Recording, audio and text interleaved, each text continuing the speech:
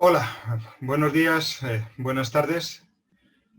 Empezamos la masterclass de hoy, lecciones desde salud laboral frente a agentes patógenos como COVID-19. ¿Qué es lo que podemos aprender de esta pandemia del COVID-19 para gestionar mejor nuestras organizaciones desde el punto de vista de la salud laboral?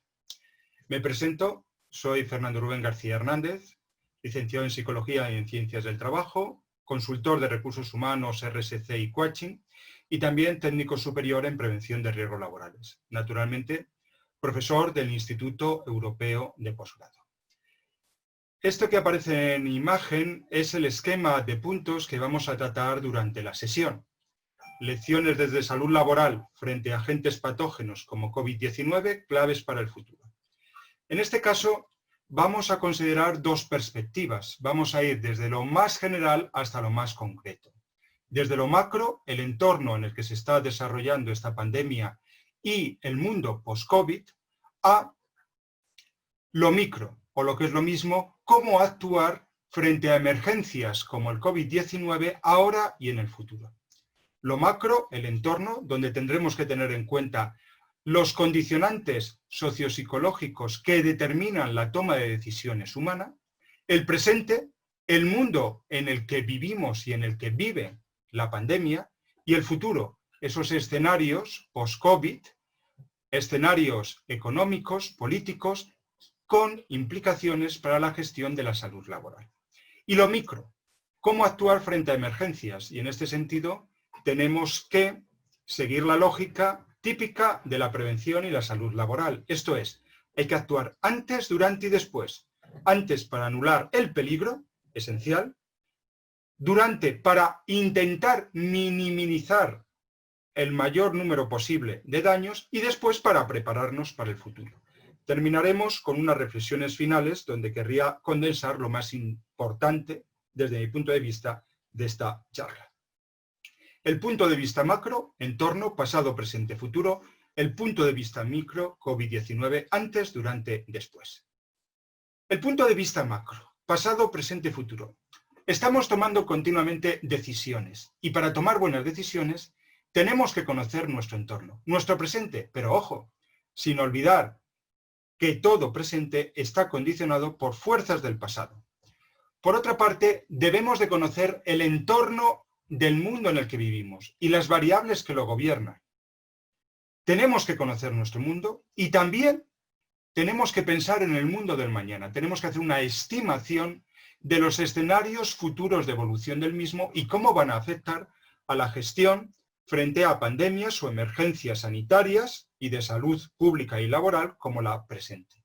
Y naturalmente, todo este conocimiento y esta previsión de escenarios son esenciales, especialmente ante situaciones imprevistas como aquella en la que nos encontramos. Y tenemos que actuar también antes, durante y tras las emergencias, teniendo claro lo que es una emergencia. Una emergencia siempre es la consecuencia de un peligro no previsto y por lo tanto no controlable. Por eso se convierte en una situación de emergencia, porque no lo habíamos visto venir y por lo tanto no nos habíamos preparado frente a ello. Por eso, frente a las emergencias, hay que actuar antes para que no ocurran, para intentar anular los peligros que dan lugar a esa emergencia.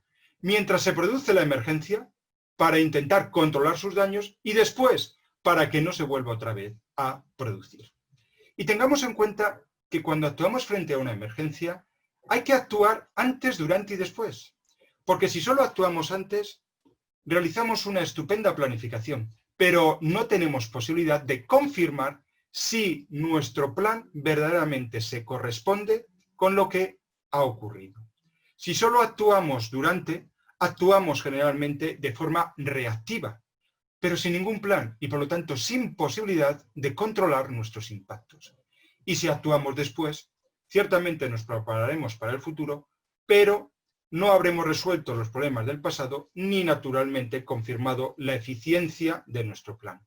Por eso esta triple mirada desde la salud y la gestión de la prevención de riesgos laborales, antes, durante y después, es una de las lecciones esenciales de esta crisis. No podemos olvidar la triple mirada de enfrentarnos a las emergencias. Pasemos al punto de vista macro y en concreto a antes del COVID-19, el pasado, esas fuerzas del pasado que condicionan nuestra forma de enfrentarnos a las emergencias, a las pandemias. Y para ello me gustaría compartir con ustedes las reflexiones de estos 4 libros que aparecen en pantalla: Armas, Gérmenes y Acero, de Jared Diamond; Yo contengo multitudes, de Ed Yong; El Cisne Negro, de Talet; y El mundo hasta ayer, también de Jared Diamond. Y al mismo tiempo, una reflexión que pueden ustedes ver en programas como YouTube, en este caso, una charla de un divulgador científico español recientemente fallecido, Eduardo Punset, en su serie Redes, con Dan Ariely, profesor de Psicología del Consumo del Instituto Tecnológico de Massachusetts. ¿Por qué les recomiendo ver este vídeo? Porque nos habla acerca de la importancia que tienen las emociones cuando tomamos decisiones y cómo la toma de decisiones que realizamos es mucho más irracional de lo que parece, mucho menos sujeta a las evidencias. Está condicionada por las emociones y fundamentalmente por las emociones aversivas, de huir de todo aquello que amenaza nuestra supervivencia como personas y también amenaza nuestra supervivencia como especie. Las emociones determinan nuestra toma de decisiones y muchas veces las decisiones las tomamos fundamentadas en más esas emociones aversivas que en evidencias objetivas. Veamos algunas de esas fuerzas del pasado que determinan nuestra forma de actuar. ¿Frente a qué? Frente a gérmenes, virus y bacterias. En el libro Armas, Gérmenes y Acero, que les recomiendo leer, además fue premio Pulitzer, justamente, se habla acerca de cómo la humanidad ha evolucionado en contacto con enfermedades infecciosas, o lo que es lo mismo, con gérmenes, virus y bacterias. Nuestras sociedades son fruto de esa interacción, desde el momento en el que nos sedentarizamos, construimos ciudades y, por lo tanto, aumentó la densidad demográfica de las poblaciones humanas. Incluso esa relación es más estrecha, especialmente en las sociedades euroasiáticas, que han llegado a inmunizarse relativamente frente a estos gérmenes. Una relación tan estrecha que incluso se utilizó, como sabemos, en las guerras de conquista en los siglos XV y XVI, sobre todo con el descubrimiento de América. Bueno, lo esencial de este libro es que estamos conviviendo siempre con virus. El problema no son los virus. El problema es nuestra capacidad para convivir con ellos, para anticiparnos a los mismos, para controlarlos antes de que sean peligrosos, porque no podemos acabar con ellos. Estaban antes de que nuestra especie naciera y probablemente continuarán más allá de nuestra especie. Este otro libro también es interesante porque nos abre los ojos acerca de cómo en nuestra relación con los gérmenes, con los virus y sobre todo con las bacterias, es una relación de tipo simbiótica.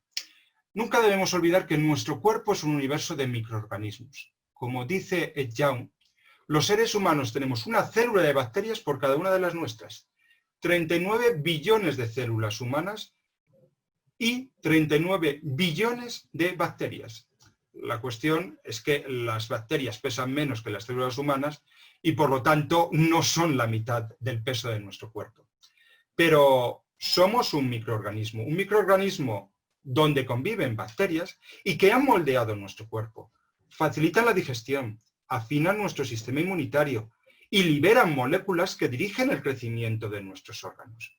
Por lo tanto, no podemos acabar con ellas porque en este caso acabaríamos con esta relación simbiótica que es la que ha permitido que la especie humana haya conseguido sobrevivir mejor en el entorno de la Tierra. Y teniendo en cuenta esta relación con los virus, gérmenes y bacterias, ¿cómo nos enfrentamos a los mismos? Sobre todo cuando estos son incontrolables. En el libro El Cisne Negro, que les recomiendo leer, de Nassim Nicholas Taleb, ha sido un libro bastante famoso en todo el mundo, hablaba de los cisnes negros. ¿Y qué es un cisne negro? El cisne negro es una limitación que tiene nuestro sistema de toma de decisiones y que ejemplifica la fragilidad de nuestro conocimiento.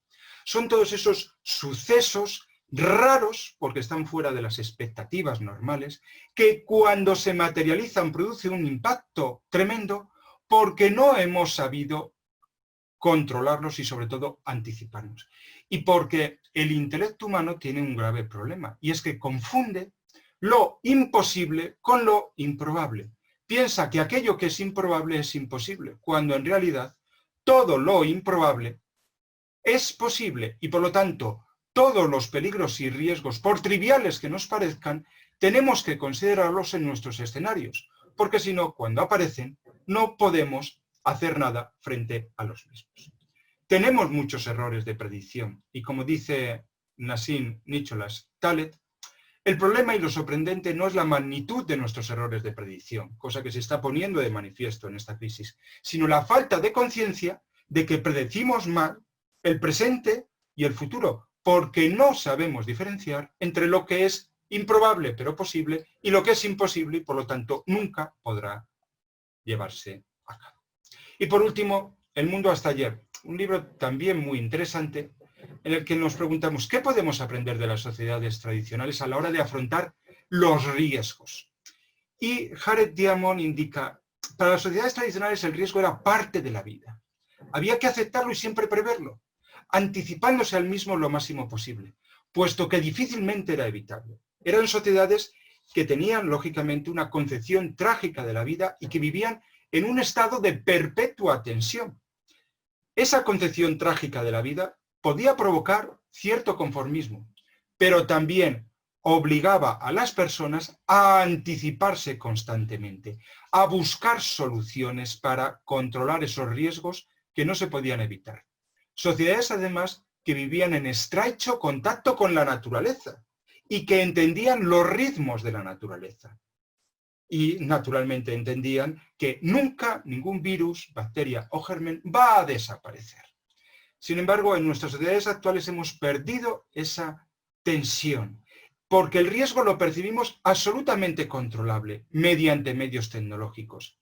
Incluso la enfermedad, la muerte no se perciben como hechos naturales, sino como inconvenientes de los que hay que huir. Esto da lugar a que ponemos demasiado énfasis en la tecnología y no en la prudencia y en la responsabilidad de cada uno de nosotros a la hora de poder afrontar los riesgos de la vida. Lo que decía Jared Diamond en este libro tan interesante era que tenemos que volver otra vez a aceptar lo que significa el riesgo y las responsabilidades individuales que ello conlleva, sin abdicar nuestra responsabilidad en los medios tecnológicos. Desde este punto de vista macro también podemos ver cómo condicionan esas fuerzas nuestro presente, ese mundo en el que vivimos y en el que viven también las pandemias. Un mundo que, no lo olvidemos, cada vez está más interconectado. Un mundo complejo, pero también muy frágil, lleno de riesgos y de oportunidades. Y que por si algo se caracteriza, sobre todo desde la globalización tecnológica, es porque es un mundo glocal, o lo que es lo mismo, donde hay que pensar en global y actuar en el territorio, en local. Un mundo también donde la salud y la seguridad vuelven a un primer plano, porque los riesgos globales se convierten en peligros locales y en posibles daños aquí y ahora. Un mundo en el que la salud ocupacional y la prevención de riesgos, desde el punto de vista de las organizaciones, se convierten en un elemento estratégico para la sostenibilidad de las organizaciones en el futuro. Un mundo donde la movilidad es una oportunidad, pero también es un riesgo, donde igual que se mueven capitales y servicios, también se mueven virus, cosa que yo creo, sinceramente, que hemos olvidado. Es un mundo en perpetua movilidad, donde lo bueno y lo malo se mueve. ¿Por qué lo hemos olvidado? Un mundo, por lo tanto, donde es necesario anticiparnos ante escenarios cada vez más impredecibles, derivados de esa extrema complejidad. Algo que ocurre en un lugar remoto del interior de China afecta a toda la humanidad. ¿Cómo es posible esto? Un mundo, por otra parte, donde los consumidores están cada vez más formados y exigen a las organizaciones que se tomen muy en serio los impactos que provocan en sus stakeholders, en sus grupos de afectados, o lo que es lo mismo, en los trabajadores como clientes internos, en los clientes, en los proveedores, en las comunidades en general.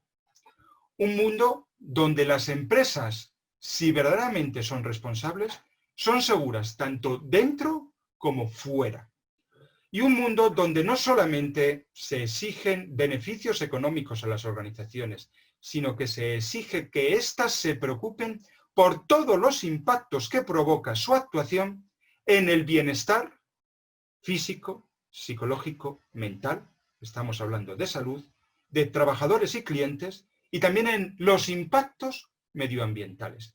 No olvidemos, el mundo de hoy es el mundo de la responsabilidad social y, por lo tanto, de la salud y seguridad global. Y las organizaciones que olviden esto están condenadas a desaparecer o directamente a no ser consideradas por los clientes y los consumidores a la hora de tomar sus decisiones de compra y de inversión.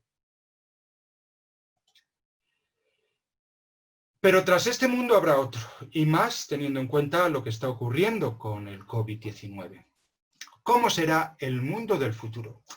Algunos efectos económicos y geopolíticos los estamos viendo.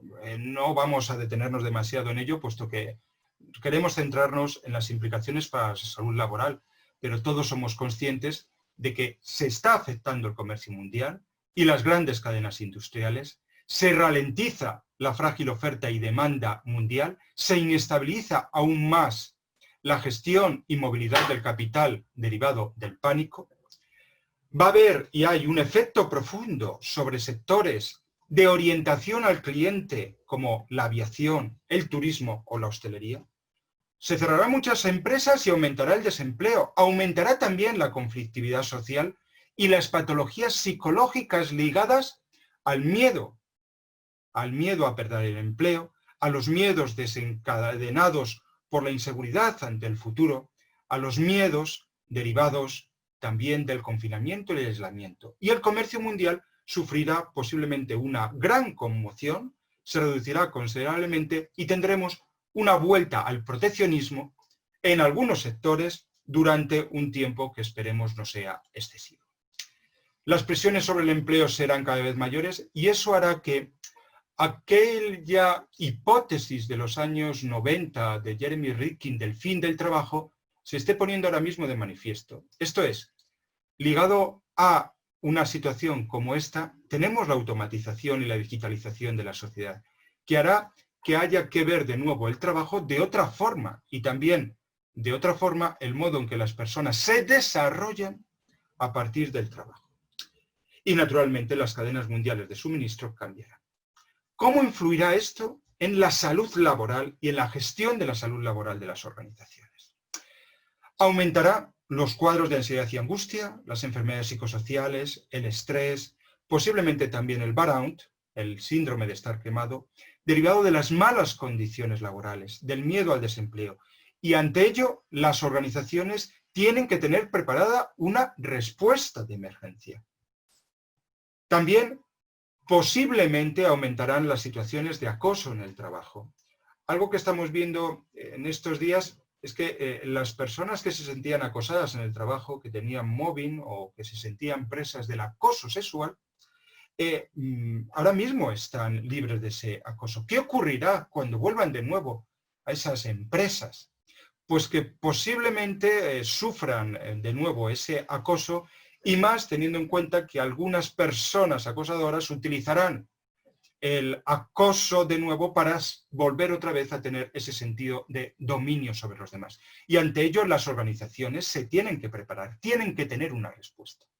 Y también posiblemente aumentarán los conflictos inter e intragrupales, la conflictividad social, y las empresas tendrán que dar algún tipo de respuesta frente a ello. Formación, pero también posiblemente coaching o algún tipo de indicación a las personas para que sepan gestionar mejor los conflictos. Y esto ya está aquí y esto lo veremos mucho más desarrollado a lo largo del tiempo. ¿Qué recomendaciones podríamos dar para el futuro a las organizaciones teniendo en cuenta que las empresas se van a preparar y las empresas y organizaciones también van a tener que adaptar sus departamentos de gestión sociolaboral? Bueno, pues tengamos en cuenta algunos cambios que se van a producir en las empresas y cómo va a impactar eso en la forma de gestionar la salud laboral. Muchas empresas se van a dar cuenta de la importancia, se están dando cuenta ahora mismo de la importancia, de mantener una reserva de efectivo suficiente en liquidez para hacer frente a emergencias.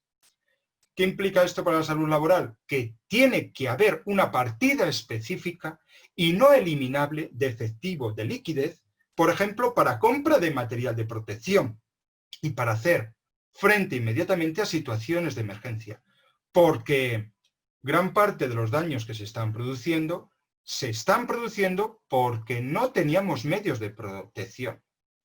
Y necesitamos tener esos medios de protección, y los medios de protección, lógicamente, hay que comprarlos. Liquidez para mantener una reserva de equipos de protección individual.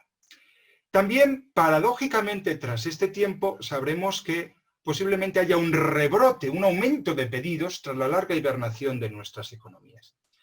Y ello obligará a las empresas, desde sus departamentos de recursos humanos y también desde salud laboral, a cuidar a sus actuales trabajadores para mantener el capital humano en esta etapa de desasosiego y para conseguir que vuelva otra vez a la actividad normal. Será necesario planes de motivación y reciclaje. Y ojo, la motivación y el reciclaje no son solamente políticas de recursos humanos, son también políticas a las que debe de acompañar la gestión de la salud laboral, porque la desmotivación puede aumentar en el futuro los conflictos dentro de las organizaciones y, naturalmente, la siniestrabilidad. Otra recomendación, teniendo en cuenta cómo van a cambiar las empresas a medio plazo. Posiblemente haya una mayor diversificación de las organizaciones. El monocultivo o especialización en un único sector productivo sabemos que nos puede dejar con las manos atadas. Y ello obligará a las empresas a diversificarse. Y también obligará a las empresas a diversificar su gestión de la salud laboral. Esa diversificación en salud laboral implica que los servicios de prevención propios no se deben de centrar solo en los riesgos en el trabajo, ni tampoco en los riesgos en higiene industrial, agentes biológicos o químicos, sino que tienen que adoptar ya de por sí una gestión integral de la salud laboral, afrontando los riesgos ergonómicos y psicosociales. Porque la salud es una, física, psicológica y mental, no solamente la física ligada a los accidentes de trabajo. Y esto supondrá la necesidad de que las organizaciones controlen mejor aquellas especialidades que tienen, por ejemplo, externalizadas a servicios de prevención ajenos y se responsabilicen más de esas actividades que tienen externalizadas para comprobar verdaderamente su impacto y eficiencia. Posiblemente la pandemia obligue a aumentar la capacidad de innovación y la competitividad tecnológica de las organizaciones y también de nuestros departamentos de recursos humanos y de salud laboral y de prevención de riesgos laborales. Por ejemplo, deberemos de mejorar nuestros sistemas informáticos de evaluación de riesgos y usar, por ejemplo, aplicaciones de recogida de sugerencias de empleados para mejorar las condiciones de trabajo. La digitalización también tiene que llegar al ámbito de la gestión de la salud laboral, sobre todo porque necesitamos información de primera mano para poder conocer las situaciones de emergencia y también para poder preverlas. Y para ello la digitalización de las evaluaciones de riesgo, utilizando, por ejemplo, aplicaciones informáticas móviles, debería de ser una opción clave para el futuro de las empresas. También tendremos que dar más importancia dentro de nuestras organizaciones a la planificación estratégica. Y algo que muchas veces va ligado a la planificación estratégica y que olvidamos, la realización de simulacros, porque no merece para nada la pena un plan que no se pueda prever, que no se pueda realizar un simulacro antes de que verdaderamente se tenga que poner en marcha. Eso implicará también en salud laboral una planificación que implique una mayor investigación de accidentes y de enfermedades profesionales y la realización de simulacros. Simulacros no solamente los típicos que se realizan en nuestras organizaciones ligados a los incendios o las inundaciones, no, simulacros ante situaciones de pandemia. ¿Habíamos realizado en nuestras empresas, en nuestras organizaciones, un simulacro ante una situación como esta? Posiblemente en alguna empresa sí, pero en la mayoría no. ¿Por qué? Porque como era improbable, pensábamos que era imposible. Y ese es nuestro error. Y dentro de esta gestión de riesgos, los riesgos laborales se han de considerar siempre vinculados a los riesgos para la salud pública. Y eso implica que los departamentos de riesgos laborales, de salud laboral, de prevención de riesgos laborales de las organizaciones tienen que estar en constante contacto con los departamentos estatales, regionales, provinciales, de salud pública, para poder trabajar conjuntamente. La salud laboral depende y deriva de la salud pública y viceversa. Visto el entorno macro, centrémonos en el entorno micro, esto es, cómo actuar ante emergencias concretas como la actual, el COVID-19, teniendo claro que hay que actuar antes, durante o mientras y después. Antes de que se pueda producir una emergencia. ¿Para qué? Para anularla. Vamos a indicar a continuación algunas claves en esta actuación previa. Ya les puedo decir que en esta actuación micro, antes, durante y después, la parte esencial siempre es el antes. Y en el antes, clave. No olvidemos nunca los propósitos de la salud laboral y de la prevención. Los propósitos de la salud laboral y de la prevención no es que no existan accidentes o enfermedades, sino que nuestras organizaciones sean más saludables y sostenibles. Gracias a que no existen accidentes y enfermedades, nuestras organizaciones son más saludables y sostenibles. El objetivo es que no existan esos accidentes, esas enfermedades, para conseguir el propósito, la meta, la salud y la sostenibilidad. Y por eso es preciso no olvidar que tenemos que diseñar desde el principio puestos y lugares de trabajo no peligrosos y que promuevan la salud integral de las personas, la física, la psicológica y la social. Y eso implica que también otro propósito de la salud laboral es la anticipación ante posibles y seguras nuevas crisis de salud y aprovechar los riesgos para fortalecer nuestras organizaciones y, naturalmente, vincular más a los trabajadores a las empresas, porque personas sanas están motivadas y por lo tanto serán más eficientes como trabajadores. La salud laboral no es un mero cumplimiento de normas. La salud laboral está enfocada a la satisfacción de las personas para conseguir que sean más productivas y eficientes en un entorno seguro. No lo olvidemos. Tampoco debemos de olvidar que tenemos que diseñar todo trabajo, todo puesto y lugar de trabajo desde la salud y la seguridad, no solamente desde la mera eficiencia económica. Debemos de estar atentos a los lugares de trabajo, porque el trabajo seguro y sano se realiza en edificios seguros y sanos. Si los edificios no son seguros y sanos, nuestras personas se enfermarán. El famoso síndrome del edificio enfermo. Bien, pues no lo olvidemos. Y tenemos también que considerar las relaciones entre seguridad, accesibilidad, salud, bienestar y excelencia. Los lugares de trabajo seguros son lugares accesibles para todos, son lugares sanos y son lugares que proveen de bienestar a las personas y por lo tanto donde se pueden realizar trabajos de excelencia. Estas variables tienen que estar presentes y si falla una, fallarán todas. Tampoco debemos de olvidar, antes de que se produzca la emergencia, que tenemos que adoptar principios de actuación. Estos principios de actuación los he cogido de la legislación española, en concreto de la Ley de Prevención de Riesgos Laborales del año 95, en su artículo 13, y son extrapolables a otras legislaciones. Primero, evita los riesgos. Lógico, pero hay muchos riesgos que no se pueden evitar. Perfecto, evalúa. Y sobre todo, combate los riesgos en su origen. No dejes que los peligros se conviertan en riesgos o los riesgos se materializan en forma de daños. Actúa de forma radical frente a los peligros. Adapta el trabajo a la persona. Ten en cuenta la evolución de la técnica para diseñar a riesgo cero.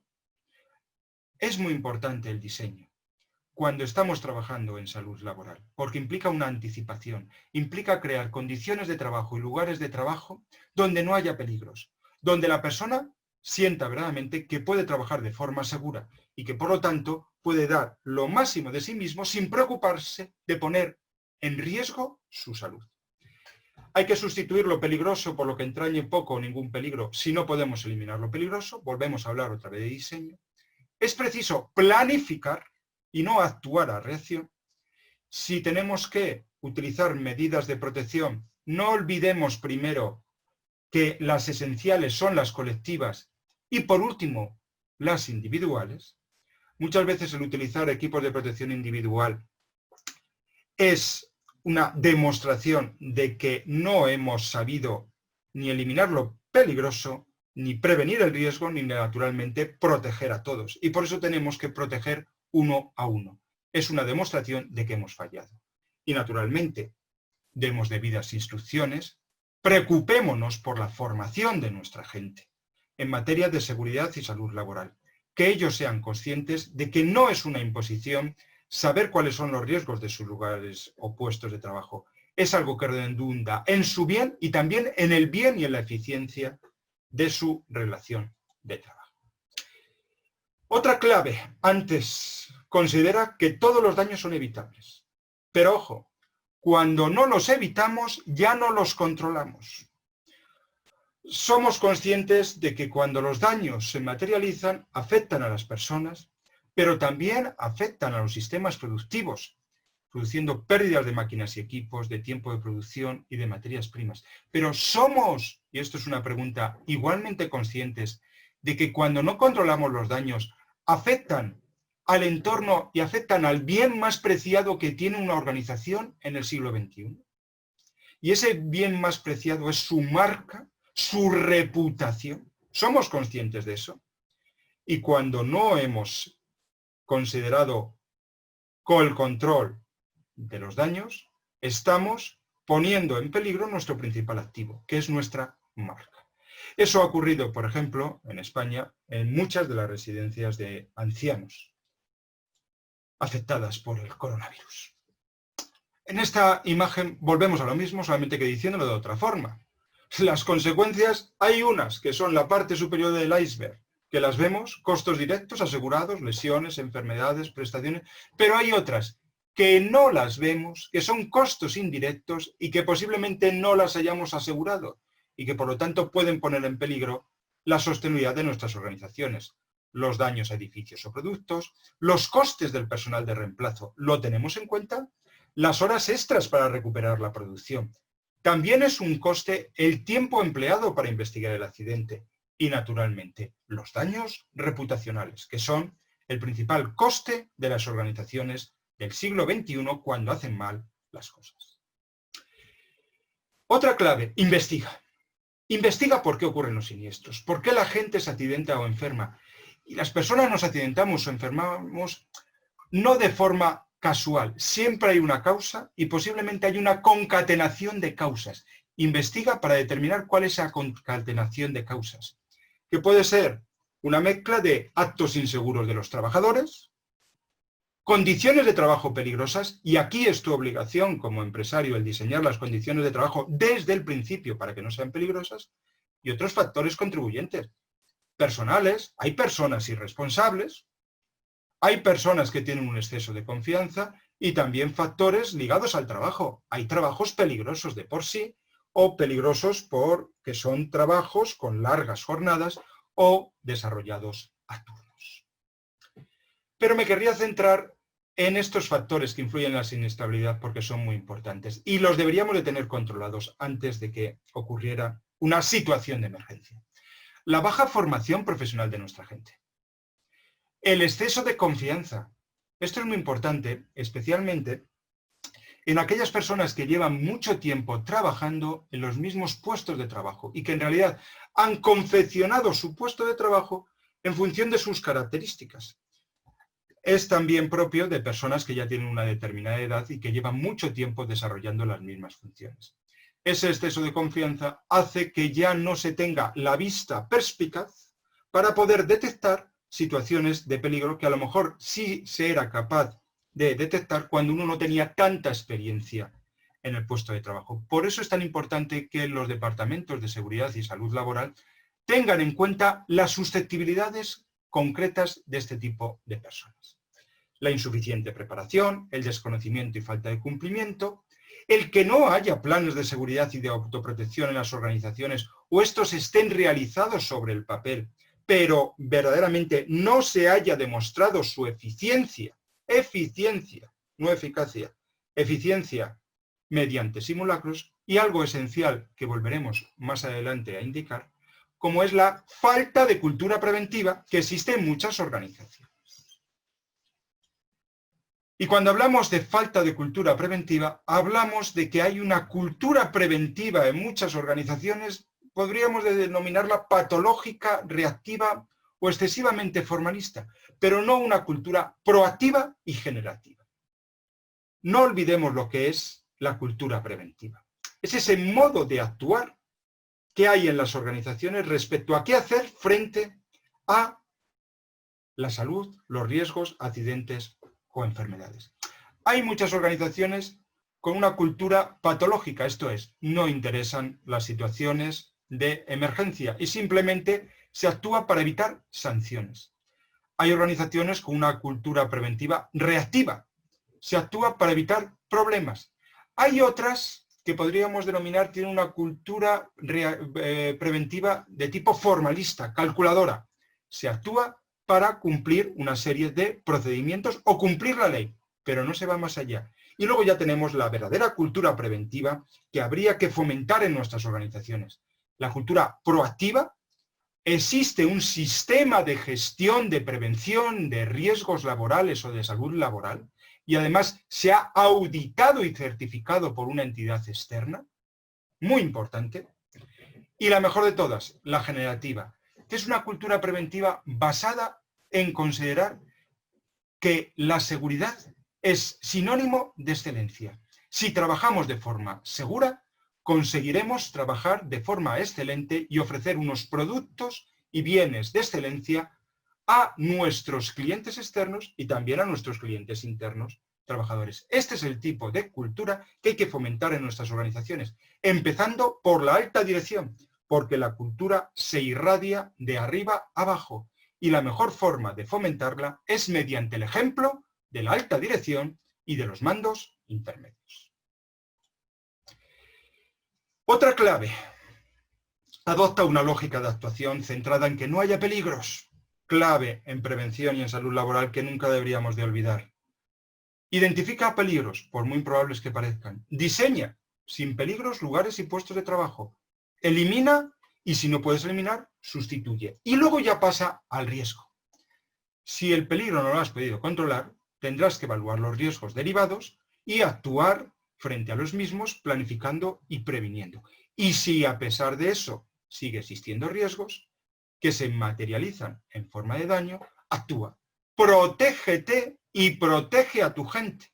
Sin olvidar, revisar todo el proceso y sin olvidar, investigar por qué alguna de las actividades que hemos realizado previamente ha fallado y se ha producido un daño o siniestro. Esta imagen es muy importante porque nos habla de lo que es la lógica del riesgo, del peligro, y cómo frente a esta lógica hay que actuar de forma radical desde el principio. Por ejemplo, tenemos un puesto, el de enfermero, que lógicamente su condición de trabajo es que trabaja con personas enfermas, y esas personas enfermas tienen una cualidad que las hace peligrosas para la salud de los demás, y es que en ellas convive un virus. El enfermero tiene una alta probabilidad de trabajar con personas enfermas que tienen una enfermedad derivada de un virus. Y por lo tanto, hay riesgo de contagio y que ese riesgo de contagio derive, por ejemplo, en un accidente o enfermedad profesional, una gripe o el COVID-19. ¿Qué tenemos que hacer? Cortar. No dejar que esta escalera se desarrolle. Hay que cortar para que del peligro no se pase al riesgo y del riesgo no se pase al daño. Esencial. Y eso implica, empieza por lo importante, peligro cero, anticípate, diseña puestos en lugares sin peligro, y si no puedes, elimina lo peligroso, y si no puedes, sustituye, y si no puedes, actúa frente a aquello que sea o pueda parecer improbable, planifica, implementa medidas, evalúa el riesgo, y si no has podido controlarlo, ya sí, actúa frente a los daños. Pero no empieces protegiéndote si antes no has prevenido y si antes no te has anticipado. Porque si solamente te proteges, te protegerás tú mismo, pero no habrás conseguido aprender nada para el futuro. Hay que cortar y este corte implica actuar. Por ejemplo, señaliza los peligros y que todo el mundo sepa dónde están los peligros. Frente a las condiciones de trabajo, anticípate mediante diseño, mediante normalización, esto es procedimentación para que las condiciones de trabajo sean lo más seguras posibles. Inspecciona, proporciona formación e información clave a la persona acerca de los peligros a los que se puede enfrentar en su vida. Y frente al riesgo, medidas de prevención, frente al daño, protección, sin olvidar nunca la investigación de accidentes. Esta lógica salva vidas y sobre todo es una lógica que permite gestionar las organizaciones de un modo responsable. Nunca olvides que hay que analizar, nunca olvides que hay que actuar y nunca olvides que hay que revisar. Analizar. Identifica peligros y riesgos. Tenemos que hacer mejores evaluaciones de riesgos, sabiendo que todo riesgo hay que estimarlo en función de su probabilidad de ocurrencia, de la exposición de la persona al riesgo durante la jornada y de las consecuencias de que ese riesgo se materialice en forma de un daño en personas o cosas. Y a partir de ahí tenemos unas estimaciones, desde riesgos triviales que no requieren ningún tipo de acción, a riesgos tolerables, moderados, importantes e intolerables. ¿Qué nos ocurre? Que realizamos malas evaluaciones de riesgo, no tenemos en cuenta la probabilidad de ocurrencia, menospreciamos la exposición al riesgo o infravaloramos las consecuencias. Y muchos riesgos que podrían ser importantes o moderados los consideramos tolerables y triviales y por lo tanto no planificamos ningún tipo de acción. Una recomendación: cuando un riesgo tú vayas y lo valores como trivial, por favor, pásalo a una escala o a un grado superior. Los tolerables, pásalos a un grado superior, moderado. Los moderados al grado de importante y los importantes al grado de intolerable. Posiblemente así nos lo tomaremos más en serio y actuaremos. Es mejor en este sentido actuar por exceso que no por defecto. Actúa siguiendo la lógica. Actúa con medidas de anticipación frente al peligro, con medidas de prevención frente al riesgo, con medidas de protección frente al daño. Y no olvidemos, respecto a las medidas de protección, que tenemos que poner el acento en las medidas de protección colectiva. Aquellas que protegen a las personas y sobre todo aquellas que protegen espacios donde las personas nos podemos sentir seguras. Medidas de protección colectiva ligadas también, por ejemplo, a lugares donde nos podamos confinar. Y si esas medidas de protección colectiva no son totalmente efectivas, ya ahí sí proporcionemos buenos equipos de protección individual y demos formación. Pero ojo, tengamos siempre en cuenta que los equipos de protección individual solo protegen a una persona.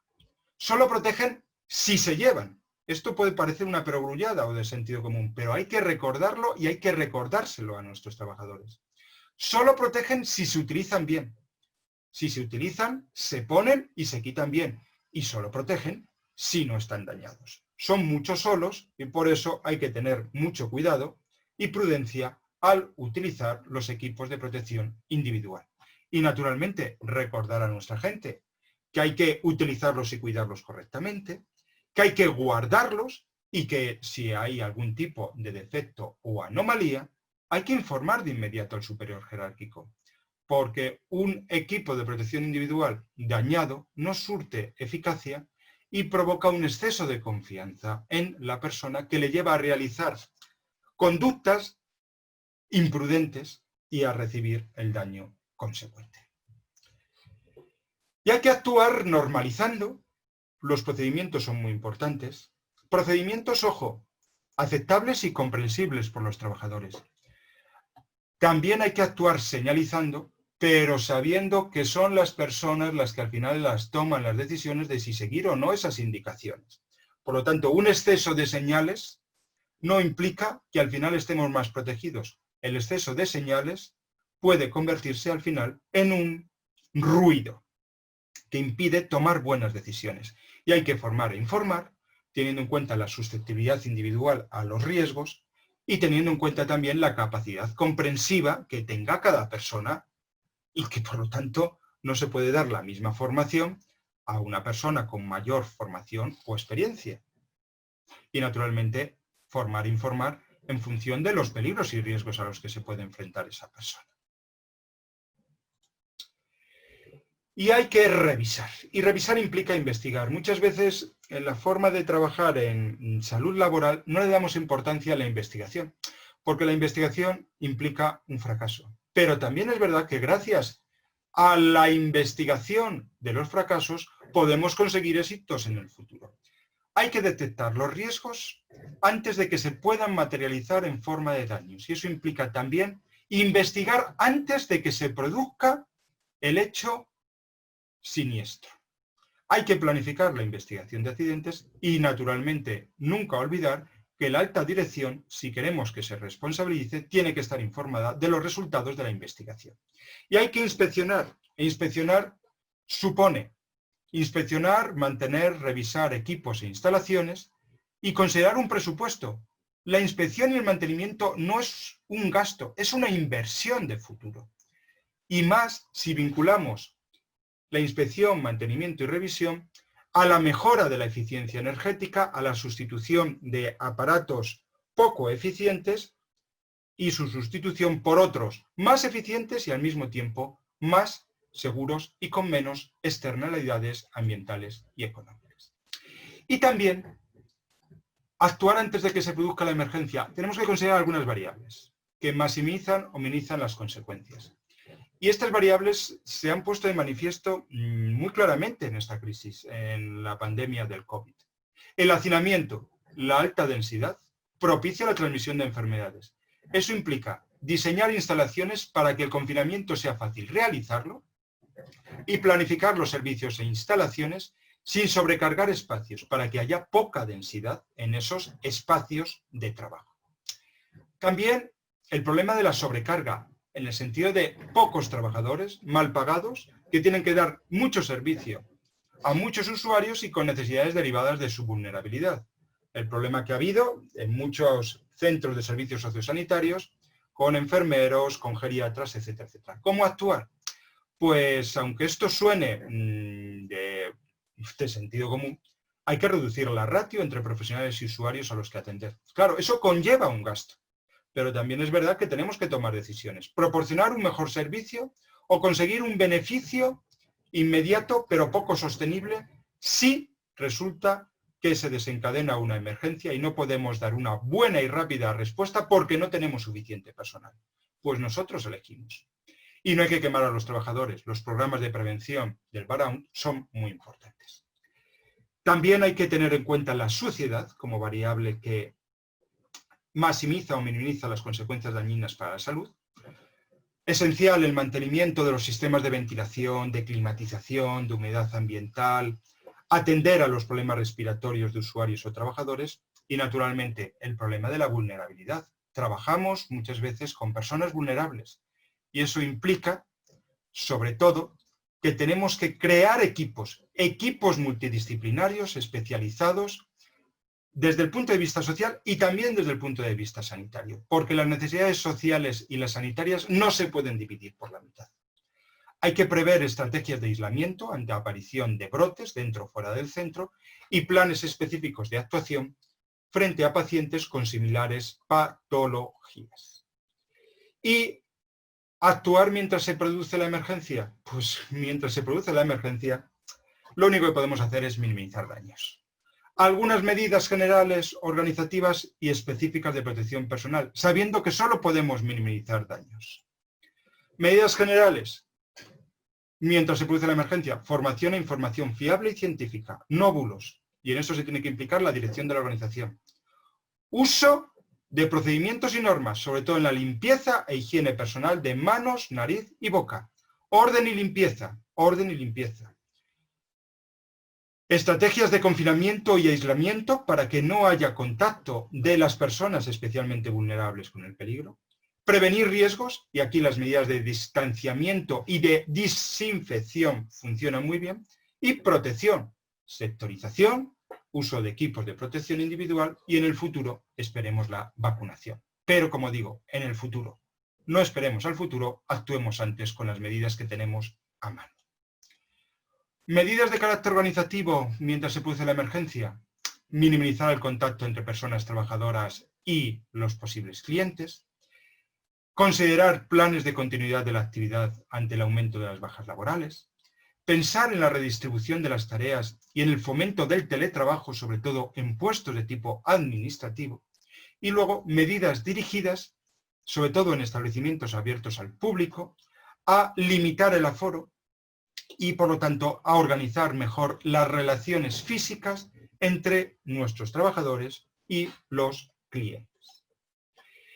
Y mientras se está produciendo la emergencia, pues es que tenemos que protegernos. Se tiene nuestra gente que proteger mediante equipos de protección individual. Algunas cuestiones básicas. EPIs desechables o que puedan desinfectarse. Esencial la correcta colocación de los EPIs y también importante su fácil retirada. Para profesionales de la salud, utilizar equipos de tipo FFP2 y si hay posibilidad de bioaerosoles en concentraciones elevadas de virus, utilizar equipos EPIs, mascarillas FFP3 y, naturalmente, recordar que los equipos de protección respiratoria deben de quitarse en último lugar. También tenemos equipos como guantes y ropa. Guantes, si se utiliza, que sean desechables. Nunca olvidar la protección del uniforme del trabajador de la posible salpicadura de fluidos. Algo que muchas veces se nos olvida, tenemos que tener taquillas diferenciadas en nuestros centros de trabajo para la ropa de trabajo y para la ropa de calle, para que no se produzca una contaminación cruzada. Y utilicemos protección ocular cuando haya riesgo de contaminación de los ojos. Esas medidas son medidas del Ministerio Español de Sanidad y en la parte de abajo tienen la referencia donde pueden encontrar más información. Igualmente, simplemente efectos informativos acerca de los distintos niveles de protección de las mascarillas, FFP1, FFP2 y FFP3. Y nunca olvidemos que las mascarillas fabricadas en casa no tienen una efectividad comprobada, por lo cual pueden provocar un exceso de confianza. Y el después, y vamos ya terminando. Actuar para que no se vuelva a producir la emergencia. Hay que investigar por qué ha ocurrido lo que no tenía que haber ocurrido. La importancia de la investigación, y una investigación basada en hechos, en evidencias, una investigación, si es posible, externa. Necesitamos una auditoría de por qué nuestra gente ha enfermado y por qué nosotros no nos hemos anticipado a esas enfermedades. Y nos tenemos que preparar para el futuro, concienciándonos a nosotros como empleadores y a nuestros empleados, capacitando y formando a los trabajadores ya, no esperando al mes de octubre, estructurando un plan anual de higiene y seguridad, destinando un presupuesto anual, la importancia de tener un presupuesto en salud laboral, diseñar un sistema de evaluación que nos permita visualizar el plan de higiene y seguridad, tener en cuenta siempre la necesaria relación entre empleador y trabajadores en comisiones de tipo paritario, elaborar reglamentos técnicos, tener en cuenta las técnicas de control y, lo último, pero también muy importante, necesitamos el apoyo y asesoría externa para que realicen auditorías en higiene y seguridad y así comprobemos qué es lo que ha fallado. Esto vuelve otra vez a poner en evidencia la importancia de la investigación de accidentes. Reflexiones finales. No olvidemos nunca seguir la lógica de la prevención y salud laboral. Cortemos esta escalera. Cortemos. No dejemos que el riesgo se materialice en forma de daño.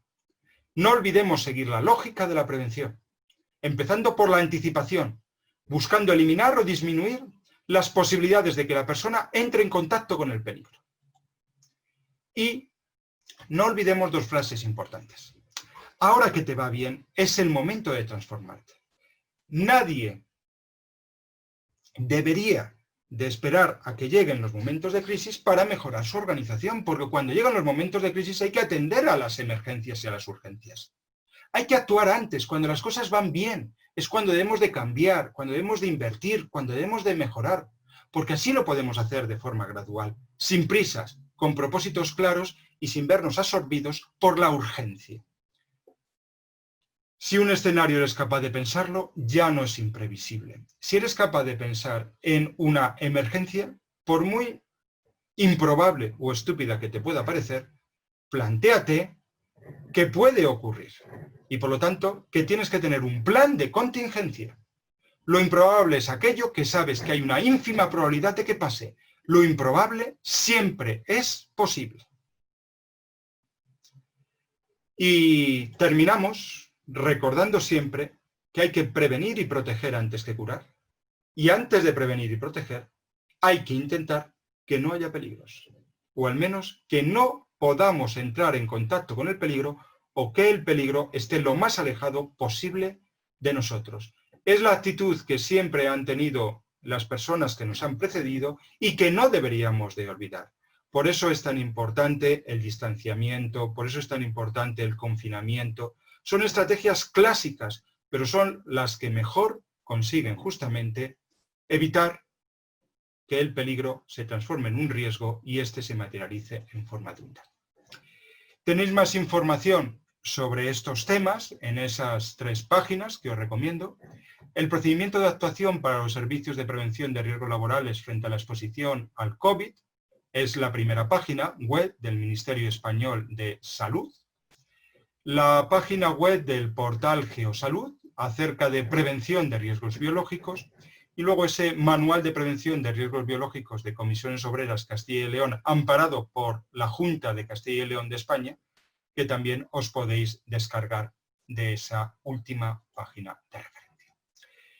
Hemos terminado la exposición, ahora es vuestro turno, estamos abiertos a vuestras preguntas. Vamos a ver cuáles son esas preguntas y de todas formas os dejo aquí algunas preguntas para incitar también el debate. Por ejemplo, ¿cómo actuar en las organizaciones para estar mejor preparados frente a futuras oleadas de coronavirus o de emergencias como la que actualmente estamos viviendo? ¿Qué deberían de hacer los departamentos o servicios de prevención de las organizaciones? ¿Cómo concienciar mejor a los trabajadores? Y por último, ¿de qué forma aprovechar estas situaciones de riesgo para conseguir mejorar no solo la eficiencia de nuestras organizaciones, sino también la satisfacción y la salud física, psicológica y social, que debe de ser el principal propósito en salud laboral de nuestras empresas? Y nada más, muchas gracias por estar ahí y espero vuestras preguntas para intentar a partir de ahora responderlas. Muchas gracias a todos. Vamos a ver un poco cuáles podrían ser esas preguntas. Veo que son muchas. Vamos a empezar por la primera, o al menos por algunas que vamos a ver que pueden ser las más interesantes. Podéis naturalmente ir escribiendo. Vale, vamos a ver algunas de las preguntas. Un segundo. Indica Israel Montaño, las condiciones de seguridad y salud en el trabajo ya están reguladas en todos los países, ¿cierto? El problema es que no se cumplen, ¿cierto? Porque tenemos muchas normas. El problema es, ¿las cumplimos? ¿Nos las tomamos en serio, verdaderamente? Y eso ya es una cuestión de responsabilidad personal de las personas que dirigen las organizaciones, apoyada también por las posibles sanciones. Pero si no somos responsables en nuestra vida individual, ¿cómo lo vamos a ser en la vida de los demás y en la organización de nuestras empresas? Es un problema de responsabilidad individual que debe empezar por uno mismo. Si uno no se toma en serio, uno no se va a tomar en serio tampoco la vida de los demás. ¿Vale? Bien, vamos a seguir leyendo un poquito más alguna de las cuestiones que aquí estáis indicando. A ver, un momentito. Me parece que todo esto ya se contempla, Israel Montaño vuelve a decirlo, la cuestión es que las organizaciones no lo llevan a cabo, excepto. El enfoque que he dado, lo indica Silvia Cadena, es un enfoque en salud ocupacional, es un enfoque en salud, satisfacción y eficiencia en las organizaciones, porque no nos podemos olvidar que la salud no es simplemente cumplir la ley o que las personas no tengan enfermedades. Tiene que estar ligado a la mejora de las condiciones de trabajo y, por lo tanto, a la mejora de la eficiencia del trabajo de las personas en las organizaciones. O sea, tiene que considerarse desde ese punto de vista, porque solo las personas satisfechas y motivadas trabajan bien y proporcionan mejor servicio. Nadie que tenga miedo a enfermar en una organización va a proporcionar un buen servicio, ni se va tampoco a implicar, ni tampoco va a intentar innovar o mejorar continuamente. Está interrelacionado. Bien, vamos a ver alguna otra. Hay que fomentar la cultura del informe de incidentes. Sí, puede ser, desde luego, esa una de las posibilidades. La cultura de los informes de incidentes, de la investigación de accidentes y enfermedades profesionales. Hay que fomentar una cultura científica, una cultura basada en las evidencias, de por qué ha ocurrido lo que no tenía que ocurrir. Ojo, y esto es importante, y lo digo mirando a la cámara, no tenemos que buscar culpables. Tenemos que buscar responsables que quieran concienciarse de que podían haber hecho las cosas mejor y de que todavía hay posibilidad de que las hagan mejor en el futuro, cuando nos volvamos a enfrentar a una emergencia como esta. De poco vale la culpabilidad si no aprendemos algo, y eso supone responsabilidad. Gracias por lo de muy interesante, completa y mesurada. Esa ha sido mi intención. En el aspecto psicológico, ¿cómo se puede contribuir o alguna recomendación? Esto ya son cuestiones más ligadas a la forma en que dirigimos las organizaciones. Si no escuchamos a nuestra gente, tampoco ellos van a informarnos acerca de qué son aquellas condiciones de trabajo que les hacen trabajar peor. Estamos hablando de estilos de gestión, estamos hablando de estilos de dirección participativos. Ojo, nunca olvidemos que el poder de dirección lo tiene el empresario, pero una cosa es ejercer ese poder de dirección de una forma autoritaria o paternalista y otra forma es ejercerlo de forma democrática o consultiva. Hay muchas formas de ejercer el poder y también el poder de escuchar a la gente. Y cuando escuchamos a nuestra gente, estos responden por un principio básico en antropología. ¿Cuál es el principio de reciprocidad? Si tú quieres que los demás den, si tú quieres que los demás se impliquen, tú tienes que dar antes. Tú tienes que dar antes en el sentido, por ejemplo, de escuchar antes, de proporcionarle servicios. ¿Quieres implicación? Implícate en la vida de los demás escuchando y pensando que la gente no se queja por vicio. La gente quiere trabajar bien. Otra cosa es que las condiciones de trabajo que les demos no sean las mejores para conseguir trabajar mejor. Bien, ¿qué protocolos están usando cuando se tiene un trabajador sospechoso de COVID? En este sentido, os recomiendo la lectura de esa página web, ese manual o protocolo de actuación del Ministerio de Sanidad español. Muy bueno, muchas gracias por la información. ¿Qué estrategia es la mejor para convencer al empleador de cambiar a teletrabajo como medida de protección? A ver, el teletrabajo no es la panacea. El teletrabajo es bueno para el confinamiento, pero es malo, por ejemplo, para conseguir equipos integrados. O es malo también a largo plazo para conseguir que la persona se implique en la organización, porque las personas necesitamos tener contacto con los demás. Otra cosa es compaginar necesarias jornadas de teletrabajo a lo largo de la semana con otros momentos en que nos podamos ver y compartir presencialmente las ideas. Por lo tanto, ¿el teletrabajo ha venido para quedarse? Sí, pero tenemos que utilizar el teletrabajo no como la única opción de trabajo. Eso es muy importante, porque en algún momento tendremos que volver a la vida presencial. Las mejores ideas las tenemos cuando trabajamos con los demás y miramos a los demás. Y ese mirar a los demás no se hace solo mirando a los demás en una pantalla, se hace mirando a los demás en un espacio abierto o cerrado, pero un espacio común. Las personas inconscientemente asocian fin de cuarentena con fin del contagio, lo cual es obviamente un error. Es un error. Lo que pasa es que como todos tenemos tantas ganas de salir de la cuarentena, pues rápidamente encontramos excusas para decretar el fin del contagio. ¿Cómo actuar en este caso? Decir las cosas claras. Vamos a convivir durante mucho tiempo con este virus. En España se ha hecho hace poco un estudio de seroprevalencia y se ha llegado a la conclusión de que un 95% de la población no tiene anticuerpos y por lo tanto un 95% de la población tiene posibilidades de contagiarse en el futuro. Hasta que no haya vacuna, tendremos que seguir con lo que podríamos denominar una nueva normalidad basada en la responsabilidad individual, en el distanciamiento y también en ciertas dosis de confinamiento, porque el contagio no ha terminado. Otra cosa es que tengamos que ir progresivamente volviendo a la normalidad en nuestras vidas personales y también en nuestras organizaciones, pero con mucha prudencia, sin prisa, pero sin pausa.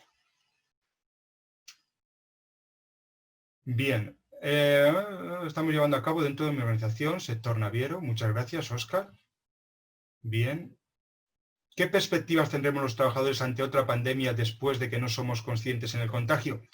Si no somos conscientes de los peligros del mundo en el que vivimos, pues posiblemente nos contagiemos. Pero esto ya es una cuestión de irresponsabilidad. Nadie puede decir que no tiene suficiente información para tomar decisiones. Otra cosa es que busquemos autojustificarnos. Bien, en este sentido, tendremos que protegernos de aquellas personas que no se quieran proteger a sí mismos. ¿Qué perspectivas tendremos los trabajadores ante otra pandemia? Yo creo que tendremos, sinceramente, mejores perspectivas, porque hemos aprendido. Porque de algún modo, aunque no estemos inmunizados biológicamente, ya estamos de algún modo inmunizados psicológicamente ante una situación tan desbordante como esta. Y por lo tanto, actuaremos con más prudencia todos, empezando por mí, continuando por los gobernantes y siguiendo por las organizaciones.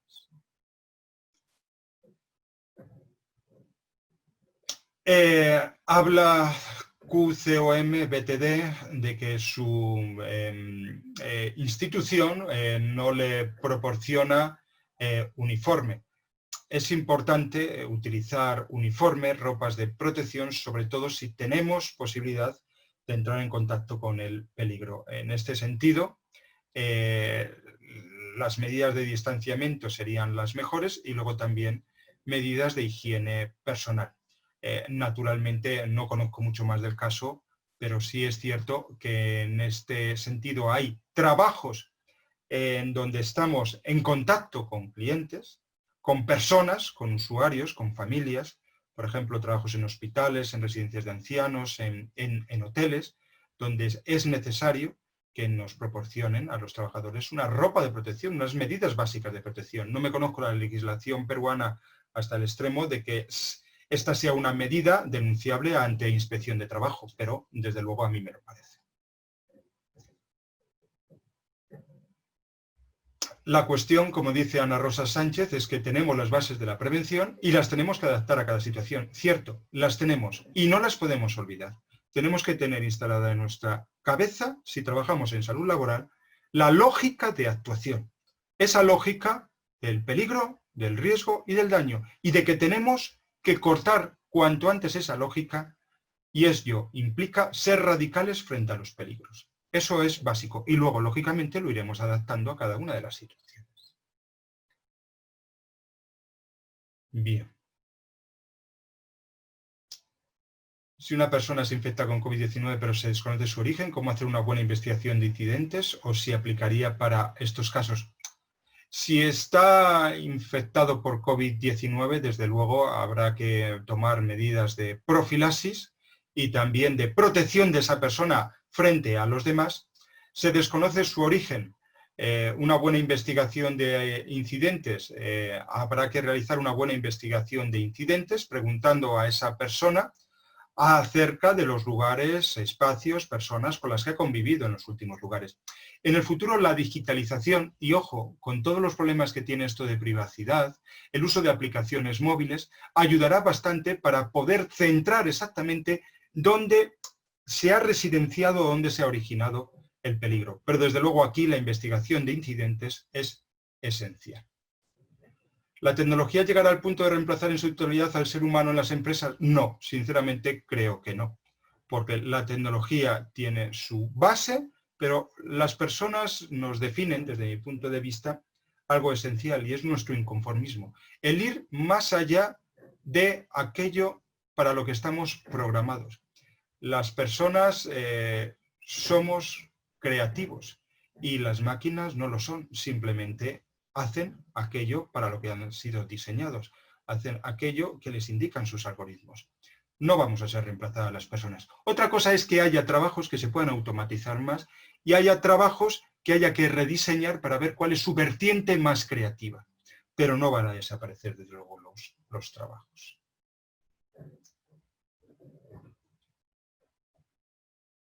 En sistemas de cámara de detección de... Muy buenas tardes, muy interesante la información. ¿Cómo evitar confundir la autoprotección personal con la protección laboral ejecutada por el empleador? Naturalmente, el empleador tiene la obligación de proporcionar los equipos a sus trabajadores para que estos desarrollen su trabajo de forma eficiente y segura. En la legislación española sí está indicado como una de las obligaciones del empleador y entiendo que estará también así indicada en las legislaciones nacionales. Una cosa es que nos protejamos fuera del ámbito laboral con nuestros medios y otra cosa es que el empleador tenga la obligación de proporcionar esos equipos de protección individual. ¿El 5G sea la nueva pandemia como amenazan muchos? No lo sabemos. Cuando esté el 5G puesto en manifiesto, pues veremos cuáles son sus implicaciones. Desde luego creo que no será tan mortífero en el sentido de vidas humanas como lo está siendo el coronavirus.